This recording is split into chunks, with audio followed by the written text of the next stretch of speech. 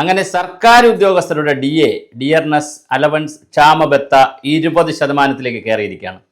ഒരു വശത്ത് വിലക്കയം റെക്കോർഡ് വിലയിൽ കയറുന്നു. വെളിച്ചെണ്ണ വാങ്ങാൻ പറ്റത്തില്ല, തേങ്ങ വാങ്ങാൻ പറ്റത്തില്ല. അങ്ങനെ രാജ്യത്ത് പണപ്പെരുപ്പം കുറയുമ്പോൾ കേരളത്തിൽ പണപ്പെരുപ്പം കൂടിക്കൊണ്ടിരിക്കുന്നു.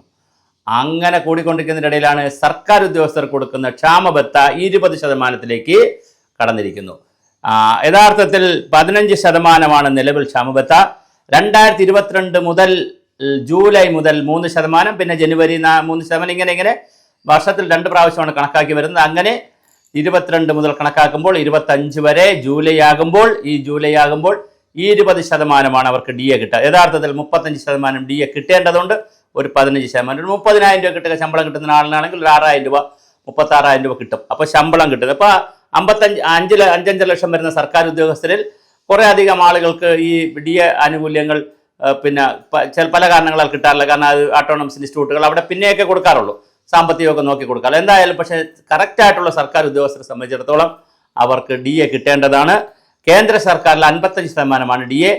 ഇവിടെ അങ്ങനെ എത്താൻ ഇനിയും കാലമെടുക്കും. പക്ഷേ അതിനിടയിൽ 2022 ജൂലൈ മുതൽ 3 ഗഡുക്കളായിട്ടുള്ള 39 മാസത്തെ തുകയും ഇനി കിട്ടിയിട്ടില്ല. അത് കിട്ടാൻ ഇനി സാധ്യതയില്ല. അപ്പോൾ അത് പോയി എന്ന് തന്നെ പറയാം. അപ്പോൾ ഒരു വശത്ത് സർക്കാർ പറയുന്ന വലിയ സാമ്പത്തിക മിച്ചമാണ് ഉള്ളത്, വികസനത്തിന് ആവശ്യമുള്ള പണമുണ്ട്. മറുവശത്ത് സർക്കാർ ജീവനക്കാർക്ക് കൊടുക്കാൻ DA ഇല്ല. ഇനിയിപ്പോൾ ഈ വീഡിയോ ചെയ്ത് കഴിയുമ്പോൾ DA വേണമോ, ജീവനക്കാർ ഒരുപാട് ശമ്പളം വാങ്ങുന്നു, അങ്ങനത്തെ പല വിഷയങ്ങളുണ്ട്. പക്ഷേ കൊടുക്കാമെന്ന് പറയുന്നൊരു ആനുകൂല്യം കൊടുക്കുന്നില്ല എന്നിടത്താണ് നീതി. ഇത് കൊടുക്കണോ വേണ്ടയോ, അല്ലെങ്കിൽ ഇത് കൂടിപ്പോയോ കുറഞ്ഞോ, അതെല്ലാം വേറെ ചർച്ചാ വിഷയമാണ്. നമ്മുടെ ചർച്ചയുടെ വിഷയം സർക്കാർ കൊടുക്കാമെന്ന് പറയുന്ന ഒരു എഗ്രിമെന്റ് പ്രകാരം സർവീസിൽ കയറുമ്പോൾ ഒരാളിന് കൊടുക്കാമെന്ന് പറയുന്ന DA ഇത് കൊടുക്കുന്നില്ല എന്നുള്ളതാണ് വിഷയം. ഇനി വേറെ തമാശ പറയാം. AK ആന്റണി മുഖ്യമന്ത്രി ആയിരുന്നപ്പോൾ സർക്കാർ ഉദ്യോഗസ്ഥർ ഒന്ന് മുണ്ട് മുറുക്കി ഉടുക്കണം, ഖജനാവിൽ പണം കുറയുന്നു എന്ന് പറഞ്ഞ് ചില നിയന്ത്രണങ്ങൾ കൊണ്ടുവരാൻ നോക്കിയപ്പോൾ സെക്രട്ടേറിയറ്റിനെ എടുത്ത് മറിച്ചുകൊണ്ട് സെക്രട്ടേറിയറ്റ് മുതൽ പാളയം രക്തസാക്ഷി മണ്ഡപം വരെ നിന്ന് തുള്ളുകയായിരുന്നു സർക്കാർ ഉദ്യോഗസ്ഥർ. അന്ന് പോയി തുള്ളിയ സർക്കാർ ഉദ്യോഗസ്ഥരെ നിങ്ങൾ എവിടെയാണ്? നിങ്ങൾ ഉറങ്ങുകയാണോ? നിങ്ങൾ സെക്രട്ടേറിയറ്റ് എംപ്ലോയീസ് അസോസിയേഷൻ എന്നൊക്കെ പറയുന്ന ഇടതുപക്ഷ സംഘടന തമ്മിലടിയും അവിടെ പാമ്പ് കയറ്റവും വേണ്ട ബഹളമാണ്. അവിടെ കഴിഞ്ഞ ദിവസം അവിടെ പാമ്പ് കയറിയെന്നാണ് പറയുന്നത്. അപ്പോൾ അവർ പുസ്തകം എഴുതുന്നു, ലെജൻഡ് എന്ന് പറയുന്ന മാഗസിൻ ഇറക്കുന്നു, പിന്നെ വീഡിയോ ചെയ്യുന്നു, ഡോക്യുമെൻ്ററി ചെയ്യുന്നു, മുഖ്യമന്ത്രിയുടെ വാഴ്ത്തുപാട്ടുകളുമായിട്ട് അവർ നീങ്ങുന്നു. മറ്റ് സഖാക്കളാണെങ്കിൽ നല്ല രസമാണ്, അവർ സാംസ്കാരിക പരിപാടി ചെയ്യുന്നു, ഫാസിസത്തിനെതിരെ സന്ധ്യകൾ സംഘടിപ്പിക്കുന്നു, സാംസ്കാരിക സന്ധ്യകൾ സംഘടിപ്പിക്കുന്നു, രക്തദാന ക്യാമ്പുകൾ നടക്കുന്നു. ഇപ്പോൾ ഏതെങ്കിലും ഒരു സംവിധാനം എടുത്തു കഴിഞ്ഞാൽ, വികാസ് ഭവൻ അതുപോലെ സ്ഥലം എടുത്തു കഴിഞ്ഞാൽ രക്തദാന ക്യാമ്പ് നടത്തും, കാരുണ്യ പ്രവർത്തനം നടത്തും. ഇടയ്ക്കിടയ്ക്ക് ഒരു തളർന്നു പോകാതിരിക്കാൻ വേണ്ടി ഇടയ്ക്കിടയ്ക്ക് ഒരു AGS മാർച്ച് നടത്തും. അല്ലെങ്കിൽ വല്ലപ്പോഴും ഗവർണറെ പോയി 4 തെറി വിളിക്കും, ആ ഗവർണറുടെ രാജ്ഭവനിൽ പോയി 4 തെറി വിളിക്കും. ഇങ്ങനെ നടത്തി പിന്നെ പൊതുമണി മുടക്കലൊക്കെ ആയിട്ട് അങ്ങനെ നടക്കുകയാണ്. ഇനിയിപ്പോൾ ഓണമായതുകൊണ്ട് പൂക്കള ഇടുക, കൈത്തറിമേള, ആഘോഷമേള, പിന്നെ കുട്ടികളുടെ മേള, അങ്ങനെ നല്ല രസമാണ്. ഇനിയിപ്പോൾ ഇങ്ങനെ എല്ലാം നടത്തും. പാവപ്പെട്ട സർക്കാർ ഉദ്യോഗസ്ഥർക്ക് കിട്ടേണ്ടുന്ന ക്ഷാമബത്ത വാങ്ങിയെടുക്കാൻ ആർക്കും കഴിയുന്നില്ല എന്ന് മാത്രമല്ല, വേണ്ട എന്നാണ് തീരുമാനിച്ചിരിക്കുന്നത്. അങ്ങനെ പിന്നെ ഈ ക്ഷാമബത്ത സംവിധാനം തന്നെ ആവശ്യമില്ലല്ലോ. ഇതങ്ങ് നിർത്തിയാൽ സർക്കാരിന് വലിയ കോടിക്കണക്കിന് ഇവിടെ ലാഭം വരുമല്ലോ. അപ്പോൾ ഇത് നിർത്താനും പറ്റുന്നില്ല, കൊടുക്കാനും പറ്റുന്നില്ല. പങ്കാളിത്ത പെൻഷൻ പിൻവലിച്ചളയുമെന്നാണ് ഇടതുപക്ഷ ജനാധിപത്യ മുന്നണിയുടെ മാനിഫെസ്റ്റോയിൽ പറഞ്ഞത്. ഇപ്പം ഭരണം 2 തീരാൻ പോകുന്നു. പങ്കാളിത്തവും ഇല്ല, പെൻഷനും ഇല്ല എന്നുള്ള നിലയിലാണ് ഇപ്പോൾ കാര്യങ്ങൾ പോകുന്നത്. നേരത്തെ പങ്കാളിത്ത പെൻഷനെങ്കിലും ഉണ്ട്, ഇപ്പൊ പങ്കാളിത്തവും ഇല്ല, പെൻഷനും ഇല്ല, സർവീസിലും ഇല്ല.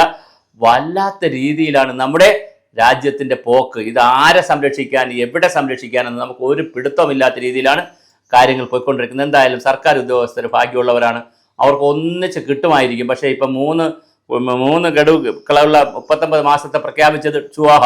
ഇനിയിപ്പോൾ അടുത്ത ബാക്കിയുള്ളതും കൂടി വളരെ താമസിയാതെ തന്നെ കൊടുക്കൂല എന്നുള്ള തീരുമാനം വരാനുള്ള എല്ലാ സാധ്യതയുമുണ്ട്.